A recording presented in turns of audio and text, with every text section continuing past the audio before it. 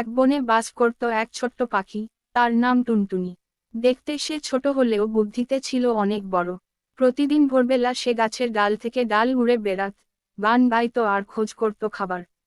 একদিন টুনটুনি ভাবল, এভাবে আর কতদিন, বরং আমি একটা সুন্দর ঘর বানাই, যেখানে আমি আরামে থাকতে পারি।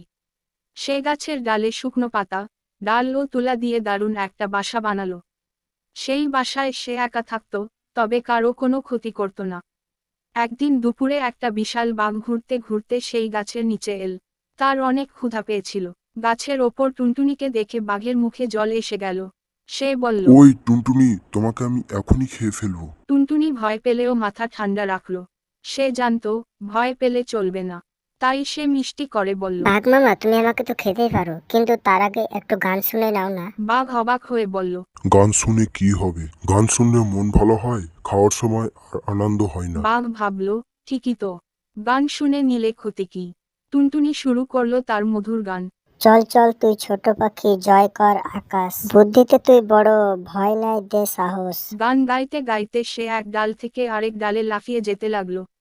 বাঘ তার গান শুনতে শুনতে চোখ বন্ধ করে ফেলল আর মাথা দোলাতে লাগলো। ঠিক তখনই টুনটুনি হঠাৎ উড়ে গেল অনেক দূরে। বাঘ চোখ খুলে দেখে টুনটুনি তো নেই। সে খুব রেগে গেল আর চিৎকার করে বলল। ওই বেয়াদব পাখি, তুই আমায় ফাঁকি দিলি। টুনটুনি দূর থেকে বলল। হ্যাঁ বাঘ মামা, আমি ছোট হলেও আমি বোকা নয়। বাঘ লজ্জায় মুখ নিচু করে বনের ভেতর চলে গেল।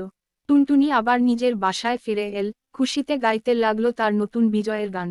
বাঘ মামাকে বোকা বানিয়েছি, বোকা বানিয়েছি। গল্পের শিক্ষা। ছোট বা দুর্বল হলে ভয় পাওয়ার কিছু নেই। সাহস, বুদ্ধি আর উপস্থিত বুদ্ধির সাহায্যে যে কোনো বিপদ থেকে মুক্তি পাওয়া যায়।